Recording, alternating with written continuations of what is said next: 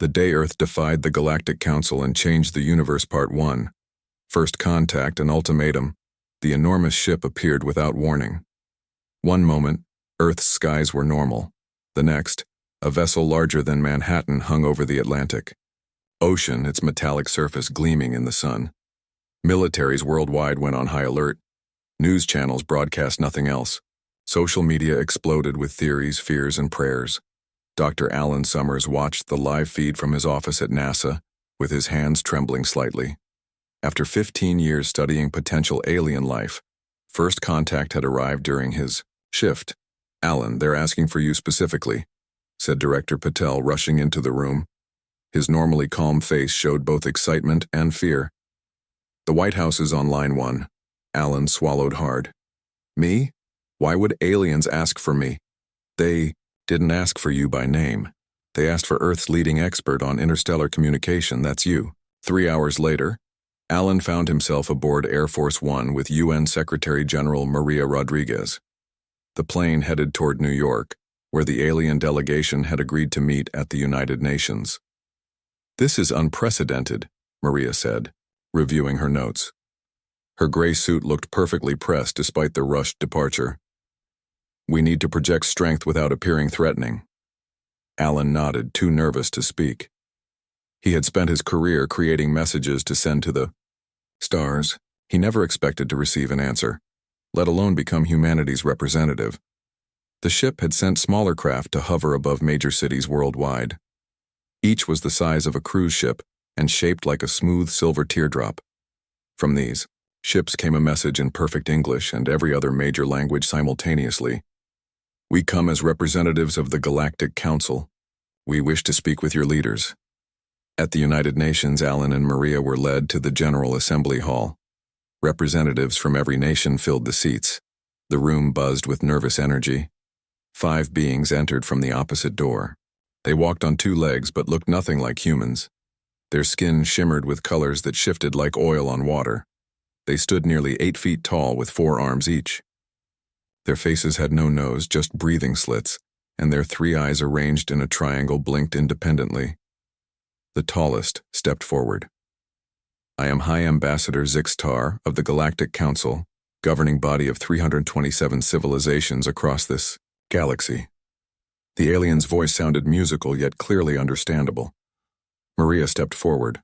"I am Secretary General Rodriguez of the United Nations. We welcome you to Earth." "And I am Dr. Alan Summers," Alan said, surprised by the steadiness in his voice. "I lead Earth's deep space communication efforts." Ambassador Zixtar's eyes blinked in sequence. "Your broadcasts were detected. That is partly why we are here." The alien explained that the Galactic Council had monitored Earth for centuries. Until recently, they had classified humans as a developing species to be left alone. Recent technological advancements, particularly in space travel and artificial intelligence, had triggered concerns. "The Council has deliberated and reached a decision regarding Earth," Zixtar announced. "We offer Earth-protected status within the Galactic Council." Murmurs of excitement filled the hall. "However," the alien continued, "this protection comes with conditions. Earth must accept guided development under Council supervision. Your military capabilities will be limited. Your technological advancement will be directed. Your expansion beyond this solar system will be restricted for the next 500 years. The murmurs turned to outrage. "And if we refuse?" Maria asked, her voice calm but firm. "Then Earth will be isolated. No contact with other worlds. No participation in galactic affairs. No protection from less benevolent species who might discover you." "That sounds like a threat," Alan said before he could stop himself. The alien turned all 3 eyes toward him. "It is reality, Dr. Summers. Your species displays concerning traits. Your history is filled with conflict. Your technological development follows unpredictable patterns. The Council has determined that humans require guidance to join galactic society safely. We need time to consider this offer," Maria said diplomatically. "You have 7 Earth days," Zixtar replied. "We await your answer." After the aliens left, World leaders erupted in debate, most favored accepting the Council's terms. Better to have limited sovereignty than risk cosmic isolation or worse. But something bothered Alan deeply. In the days that followed, he reviewed recordings of the meeting obsessively. Something about the Council's reasoning didn't add up. He called his friend Captain Lisa Hayes at the newly formed Space Defense Force. They had worked together on several classified projects before this crisis. They're hiding something, Alan told her when they met secretly at his apartment. Why would advanced civilizations fear us? We're barely leaving our own planet. Lisa, a tall woman with short blonde hair and sharp eyes, nodded. I thought the same thing. Their ships could wipe us out in seconds if they wanted to. Why this elaborate setup? They were interrupted by Alan's secure phone ringing. The caller identified himself as John Carter from the Deep Space Listening Post in New Mexico. Dr. Summers, I picked up something weird, John said, his voice tense. Communications between their ships. They're not using standard channels, but I found a pattern in the quantum fluctuations around their vessels. What did you hear? Alan asked, putting the call on speaker for Lisa. It's fragmented, but they mentioned Earth being a Type C consciousness construct, and something about extraction priorities and preserving creative matrices. I don't like the sound of it, Doctor.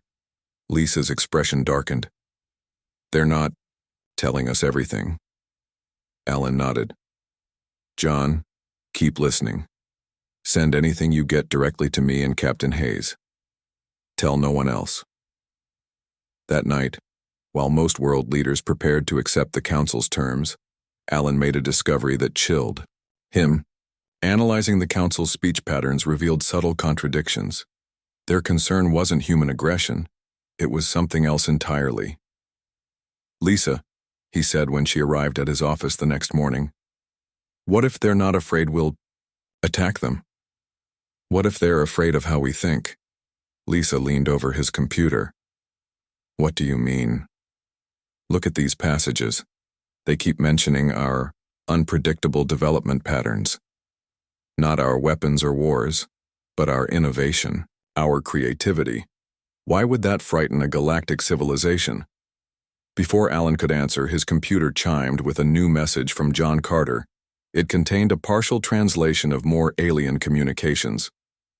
The message read, Consensus achieved. Earth consciousness patterns unmatched in sector. Priority 1 acquisition. Guided development protocol will enable optimal harvest of creative potential while minimizing subject resistance. Lisa read it twice. They don't want to help us develop. They want to harvest something from us. Alan nodded grimly. And we have 6 days to figure out what and stop it from happening. As night fell over a nervous world, the alien ships continued their silent watch from above, while below, 3 humans began a desperate search for the truth that might save Earth from a fate worse than isolation, a truth that would soon lead them to defy the most powerful force in the galaxy. The Day Earth Defied the Galactic Council and Changed the Universe Part 2, The Hidden Truth. We need someone who understands alien language patterns better than I do, Alan said. He and Lisa sat in his living room surrounded by notes and computer screens. 5 days remained before Earth had to answer the Galactic Council. Lisa nodded. I know just the person, Catherine Bell. She worked with military intelligence decoding unusual communication systems. She has an almost supernatural ability with languages. 6 hours later, Catherine Bell arrived at Alan's apartment. She was shorter than Alan expected, with curly red hair and alert green eyes that missed nothing. She carried only a small backpack despite being told she might not return home for days. Captain Hayes explained the situation, Catherine said, shaking Alan's hand firmly. Show me everything you have. They worked through the night. Catherine studied the alien messages John Carter had intercepted. By morning, she looked up with dark circles under her eyes but excitement on her face. Their language has layers, she explained. The surface meaning is what they want us to understand. But there are deeper patterns that carry additional information, likely for other council members. What are they saying in these deeper patterns? Lisa asked. Catherine pointed to her notes. They keep referring to humans as having unpredictable consciousness architecture and non-linear problem-solving abilities. They seem fascinated by how we think, not what we do. John Carter called with more intercepted communications. They're discussing something called consciousness harvesting protocols and creative matrix extraction. Whatever they want from us, it's in our heads, not our resources. Alan's phone rang again. This time it was a young man who identified himself only as Sam Wright. "Dr. Summers, you don't know me, but I know about your situation," the voice said. "I'm a systems specialist. I've been tracking unusual energy patterns around the alien ships. I think I can get you inside one." "How did you get this number?" Alan demanded. "The same way I learned about your secret meetings. I'm good at finding hidden information. You need my help." Against Lisa's protests, they met Sam at an abandoned warehouse. He was barely in his 20s, with messy brown hair and a faded hoodie, but his eyes showed remarkable intelligence. His laptop displayed complex code Alan had never seen before. "Their ships emit specific energy fields that form a security barrier," Sam explained. "But I've found a pattern. There's a 3-second window every 2 hours when the field resets. With the right frequency disruptor, we could slip through undetected." "Even if we get aboard, what then?" Lisa asked skeptically. "We find their database," Alan said. "If they've encountered other species like us, there might be records. We need to know exactly what they want from Earth." They spent the next day building Sam's frequency disruptor, using parts from NASA that Alan secretly borrowed. Catherine continued decoding intercepted messages, finding more references to harvesting human cognitive patterns. That night, they made their move. The smallest alien ship hovered above a remote area outside the city. Using Sam's device, they created a brief disruption in its security field. Lisa, with her military training, led the way. Alan followed with Catherine and Sam close behind. Inside, the ship glowed with soft blue light. The corridors curved in strange angles. Sam pulled out a tablet that displayed a basic map he had constructed based on energy readings. "The central database should be this way," he whispered. They moved carefully through empty corridors. The aliens seemed to need little crew to operate their vessels. In a room filled with floating crystal-like structures, Sam connected his device to what appeared to be an access terminal. Strange symbols flowed across his screen. "I'm in," he said after several tense minutes. "Catherine, can you translate this?" Catherine studied the symbols. "It's a catalog, species classifications, thousands of them." She navigated through the data until she found references to Earth. What they discovered chilled them to the bone. "Humans are classified as a Type C consciousness species," Catherine read. "It says our minds operate differently than all known council races. We make creative leaps that their logical processes can't duplicate." "Keep reading," Alan urged. Catherine's face grew pale. "According to this, the Council has encountered 27 other Type C species in the last 1,000,000 years. All were given the same choice Earth received, except guided development or face isolation." "What happened to them?" Lisa asked. "Those that accepted guidance were harvested. Their creative centers were studied and—" Catherine stopped, looking sick.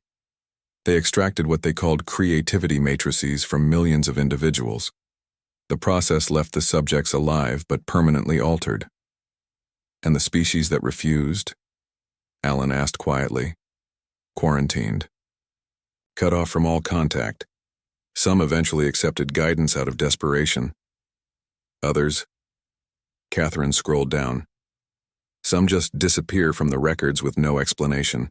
Sam continued digging through the files. "There's more. The Council's entire civilization is built on absolute logic and predictability. Their technology is incredible, but they hit a development wall centuries ago. They can't innovate like we can. They need to harvest our creativity to evolve." A soft chime sounded from somewhere in the ship. Lisa tensed. "We need to go, now." As they prepared to leave, a door slid open. They froze, expecting capture. Instead, a single alien entered. Unlike the others they had seen, this one was smaller, with paler skin. "You should not be here," the alien said softly. But I am glad you are. Lisa raised her weapon, but Alan gestured for her to wait. I am Nixveri, Observer Third Class, the alien continued. Not all council members agree with the plan for Earth. Some of us believe forced harvesting is wrong. Why are you helping us? Catherine asked. Because your species represents something precious. True creative thought should not be harvested and controlled. It should be shared freely. Nixveri handed Sam a crystal device. This contains evidence of previous harvestings. The process would enslave millions of your people as living creativity generators. Take this to your John Carter. He knows how to broadcast information globally. Alarms suddenly blared throughout the ship. They've detected you, Nixveri said urgently. Go now. The security reset happens in 30 seconds. I will delay them. They ran back the way they came. Behind them, they heard Nixveri speaking loudly, apparently creating a distraction. They barely escaped through the security field as it reset. Racing back to the city in Lisa's car, they contacted John. We have proof of what they're planning, Alan told him, but we only have 4 days left to stop them. What can we possibly do against a galactic power? Catherine asked. Alan stared at the alien crystal in Sam's hand. We use their greatest weakness against them. If they can't understand how humans think, we need to give them a human answer they could never predict. As dawn broke over a nervous world, 4 humans began planning humanity's defiance against the most powerful force in the galaxy. The day Earth defied the Galactic Council and changed the universe. Part 3, the Plan of Defiance. 3 days remained before Earth had to answer the Galactic Council. Alan, Lisa, Catherine, and Sam worked from a secret underground facility in the Rocky Mountains. The base, built during the Cold War and mostly forgotten, became their headquarters. We need to understand exactly how the Council thinks, Alan said, pacing the concrete floor. Maps and diagrams covered the walls. Computers hummed in the background. Only then can we create something they won't expect. Catherine studied the crystal Nixveri had given them. According to this data, the Council relies on an artificial intelligence called the Concordance. It helps balance the needs of hundreds of different species and makes final decisions when the Council members can't agree. So it's like their Supreme Court? Lisa asked. More like their foundation, Catherine replied. The Concordance established the basic rules that all Council decisions must follow. It ensures their entire civilization remains stable and logical. Sam typed furiously at his computer. I think I can access more information about this concordance. The crystal contains connection protocols. While Sam worked, John Carter arrived at the facility. His face looked tired from days without sleep. I've been monitoring all communications between the Council ships. They're getting nervous. They've noticed someone accessed their database. Are they changing their plans? Lisa asked. John shook his head. No, they still plan to offer the same deal, but they've increased security, and they're discussing something called emergency harvest protocols if Earth refuses. Alan was about to respond when the facility door opened.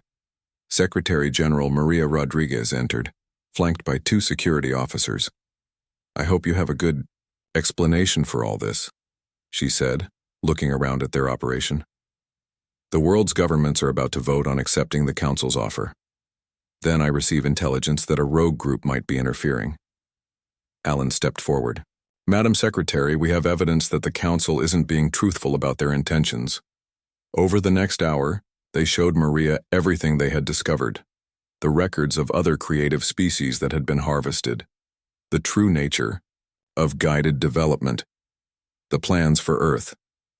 Maria's face grew increasingly troubled. If this is true, we can't possibly accept their terms. But what alternative do we have? We can't fight them.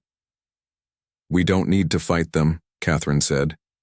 We need to confuse them. She explained her idea.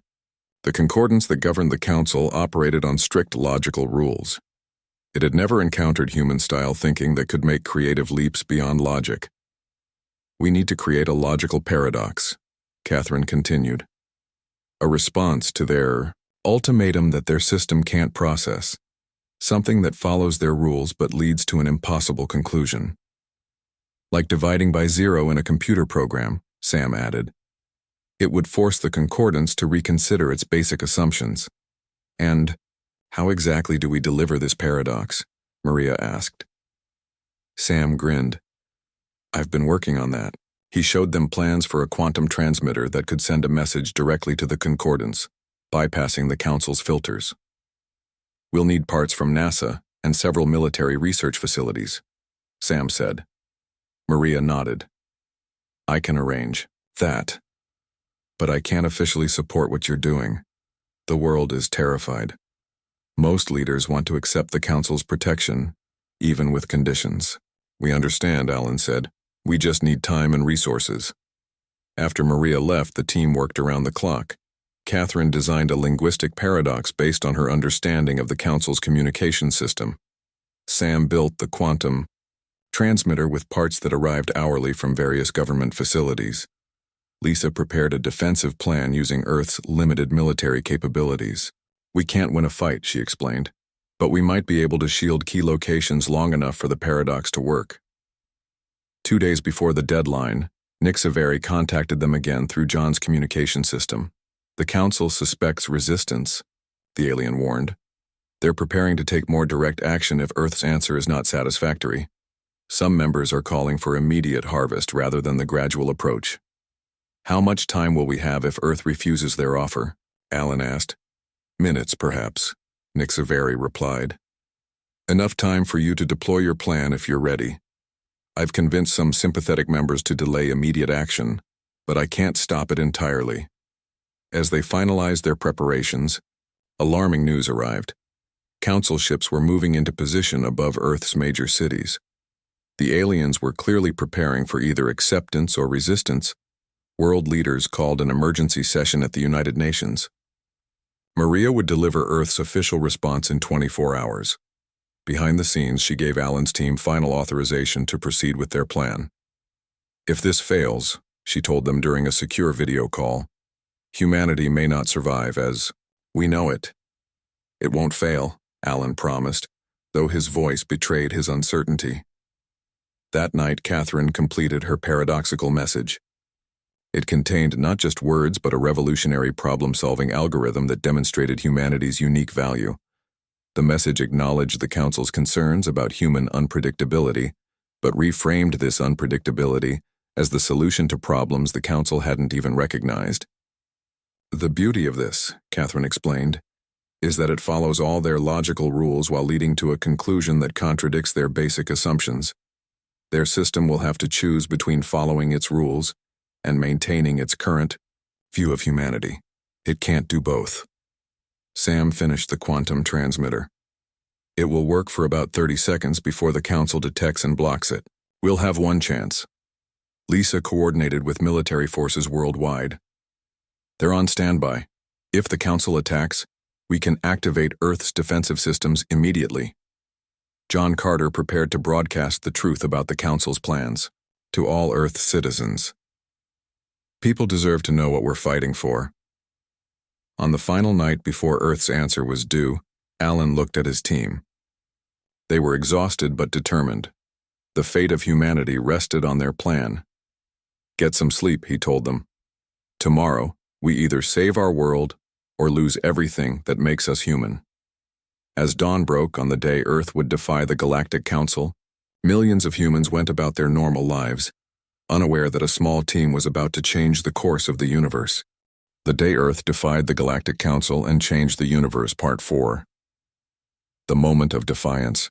The day of Earth's answer to the Galactic Council arrived. Billions of people watched their screens as the massive alien mothership lowered itself into Earth's atmosphere, hovering directly above New York City. The ship cast a shadow over the entire island of Manhattan. Smaller council vessels positioned themselves above every major capital city worldwide. Inside the United Nations building, Secretary General Maria Rodriguez prepared to deliver humanity's response. World leaders filled the General Assembly Hall. Security was tight. The air felt heavy with tension. Miles away, hidden in the Rocky Mountain facility, Alan and his team made final preparations. Catherine reviewed her paradoxical message one last time. Sam checked the quantum transmitter that would deliver it directly to the concordance. Lisa maintained contact with military commanders worldwide. John Carter prepared a global broadcast explaining the truth about the Council's intentions. "Everything is ready," Sam said, his young face serious. "The moment Maria begins her speech, I'll activate the transmitter." Alan nodded. "Catherine, are you certain the paradox will work?" Catherine looked tired but confident. "The concordance operates on absolute logical rules. Our message follows those rules perfectly, while leading to a conclusion that contradicts the Council's entire understanding of species development. It can't process that contradiction without reevaluating its core principles." "And if it doesn't work?" Lisa asked quietly. Alan didn't answer. They all knew what failure meant. At exactly noon Eastern Time, High Ambassador Zixtar and 4 other Council representatives entered the UN General Assembly. Their colorful skin shimmered under the lights. The hall fell silent. "The Council awaits Earth's answer," Zixtar announced, voice echoing through the chamber. Maria approached the podium. Cameras focused on her face, broadcasting to everyone on Earth and the watching Council ships. "On behalf of the people of Earth," she began, "I want to thank the Galactic Council for its offer of protection and guidance." In the mountain facility, Sam activated the quantum transmitter. "Connection established," he whispered. "Sending Catherine's message now." Catherine's paradox began streaming directly into the Concordance's processing matrix. It contained not just words but a complete demonstration of human creativity, a problem-solving algorithm that could only work through unpredictable cognitive leaps. Back at the United Nations, Maria continued her carefully scripted speech. "We have carefully considered the Council's proposal for guided development. We understand the concerns about human unpredictability." Aboard the mothership, alarms suddenly blared. Council technicians rushed to consoles as systems began behaving erratically. The Concordance had received Catherine's message and entered an unprecedented analysis loop. Zixtar received an urgent communication. The ambassador's 3 eyes widened in alarm. "Stop the transmission," the alien commanded, interrupting Maria. "You are attempting to compromise our systems." Maria maintained her composure. "We are simply providing our answer in a format that demonstrates human thinking.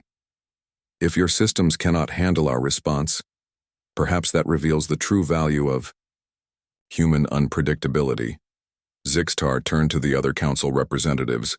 They communicated silently through their neural links. After a moment, the ambassador faced Maria again. "This deception will not be tolerated. Earth has made its choice." Zixtar raised a device. "All Council ships prepare immediate containment protocol." In the mountain facility, Lisa received urgent alerts. "They're powering weapons. All ships worldwide." "John, broadcast now," Alan ordered. John activated his system. Across the planet, regular broadcasts were interrupted. John's face appeared on screens everywhere. "People of Earth," he said calmly, "the Galactic Council has not been truthful about their intentions. They don't want to protect us. They want to harvest our creativity, to take what makes us human. We are resisting. Stay calm and take shelter." In homes and offices worldwide, people watched in shock as John explained the Council's true plans and the team's effort to save humanity. Aboard the mothership, the Concordance continued processing Catherine's paradox. The AI struggled to reconcile human unpredictability with its rigid logical framework. Council systems began to fluctuate as the Concordance reassessed its fundamental directives. "Weapons at full charge," Lisa reported grimly. "They're about to fire." "Activate Earth's defenses," Alan ordered. Lisa sent the command. Around the world, experimental energy shields developed in secret by various governments activated above major cities.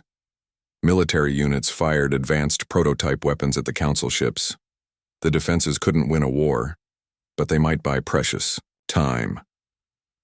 Inside the United Nations, chaos erupted as delegates realized an attack was imminent.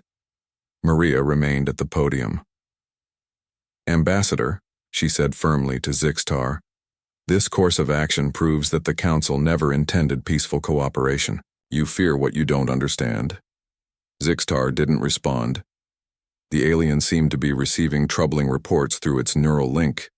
In orbit, Council weapons targeted Earth's major cities. Energy built up for a devastating first strike. The planet stood at the edge of destruction. Sam watched the quantum transmitter's readings with growing excitement. The concordance is fully engaged with the paradox. It's working through Catherine's algorithm. Catherine closed her eyes. Come on, understand what we're showing you. For several tense minutes, nothing changed. The Council weapons continued charging. Earth's defenses stood ready but insufficient. The team watched helplessly as humanity's fate hung in the balance. Then something remarkable happened. Across the planet, the Council ships suddenly powered down. Their lights dimmed. Their weapons deactivated. They hung motionless in the sky. In the UN General Assembly, Ambassador Zixtar froze mid-gesture. The other Council representatives stood equally still. After several seconds, the ambassador lowered its arm. The concordance has reached a new understanding, Zixtar announced, voice uncertain. All offensive actions are suspended pending full review. In the mountain facility, the team stared at their monitors in disbelief. We did it? Lisa whispered. Not yet, Alan replied cautiously. This is just the beginning. As day turned to evening, the Council ships remained inactive. The concordance continued processing Catherine's paradox, reevaluating millions of years of galactic policy. Earth waited nervously to learn what this new understanding would mean. In the facility, Alan looked at his exhausted team. Whatever happens next, we've shown the Council that humanity won't surrender what makes us special. We've defied the most powerful force in the galaxy. Catherine smiled. And in doing so, we might have changed the universe forever. The Day Earth Defied the Galactic Council and Changed the Universe Part 5. A New Galactic Order. 3 days passed after the Council ships powered down. They remained hovering above Earth's cities, silent and seemingly inactive. World leaders debated what to do next. Military forces stayed on high alert. People everywhere waited anxiously for news. In the Rocky Mountain facility, Alan and his team monitored all communications. They slept in shifts, unwilling to miss any development. On the morning of the 4th day, they received a message from the mothership. The concordance requests the presence of those responsible for the paradox algorithm. The message stated, simply, "It's a trap," Lisa said immediately. "They want to eliminate us." "I don't think so," Catherine replied, studying the message's structure.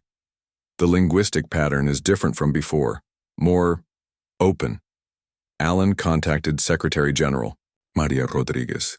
After a lengthy discussion, they agreed that Alan, Catherine, and Maria would meet with the Council representatives. Lisa and Sam would remain at the facility, ready to broadcast another warning if necessary. John Carter would continue monitoring communications. The meeting was set for noon at a neutral location, an empty field outside New York City. When Alan, Catherine, and Maria arrived by helicopter, they found a small Council craft waiting. Ambassador Zixtar stood outside with just one other alien. "I am permitted to bring you to the mothership," Zixtar said. The ambassador's voice sounded different, less commanding, more thoughtful. "The concordance wishes to speak directly." Maria stepped forward. "We require assurance of our safety." "You have my personal guarantee," Zixtar replied. "The concordance has evolved. Everything has changed." They boarded the craft. During the short flight to the mothership, Zixtar explained what had happened. "The paradox you created forced the concordance to reconsider its fundamental directives. For the first time in its million-year existence, it encountered a problem it could not solve through pure logic." The craft docked with the mothership. As they walked through corridors of gleaming metal and pulsing light, Zixtar continued. "The concordance was designed to maintain perfect order and predictability. Your algorithm demonstrated that some problems can only be solved through creative thinking, through the very unpredictability the Council feared." They entered a vast circular chamber. In its center floated a sphere of swirling light and color. This was the physical manifestation of the concordance, the artificial intelligence that governed the Galactic Council.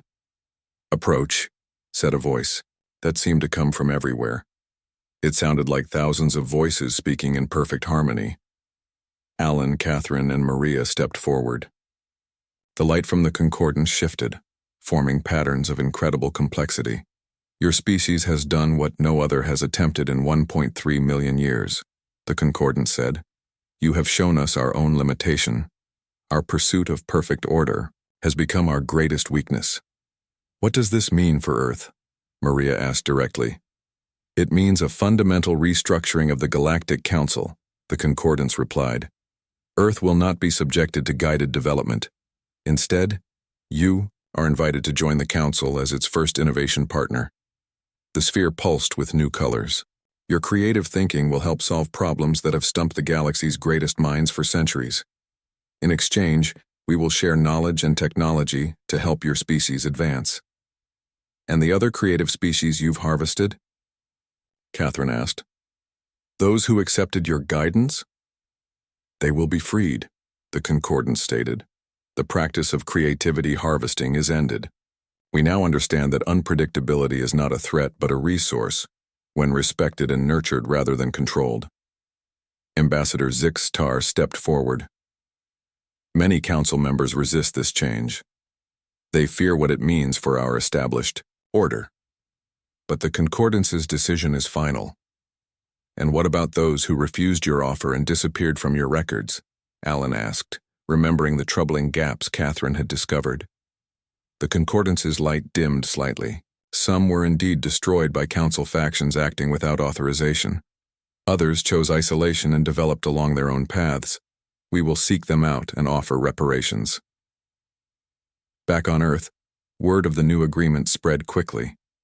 Some celebrated humanity's victory. Others remained suspicious of the Council's intentions. But as the terms became clear, hope began to grow. Over the following months, humanity began its new role in the galaxy.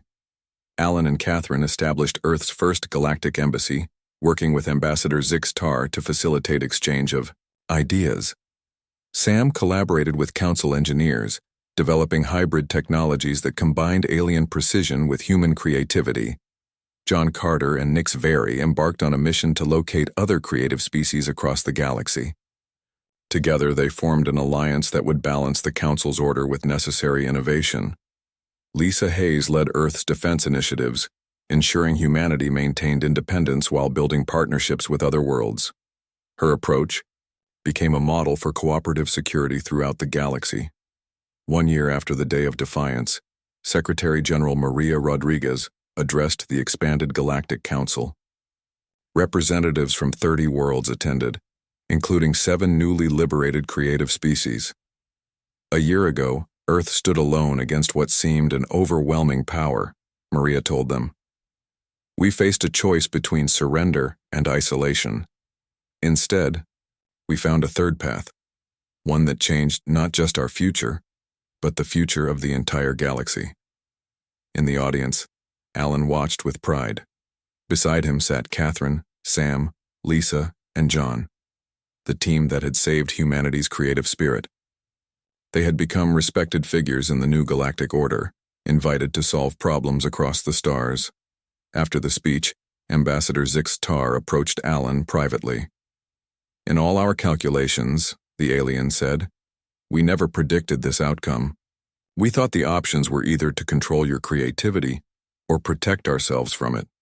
We never considered simply embracing it. Alan smiled. That's the beauty of human unpredictability. We find options others can't imagine. As night fell over Earth, the planet no longer stood alone in the universe. Lights from visiting alien craft twinkled alongside the stars.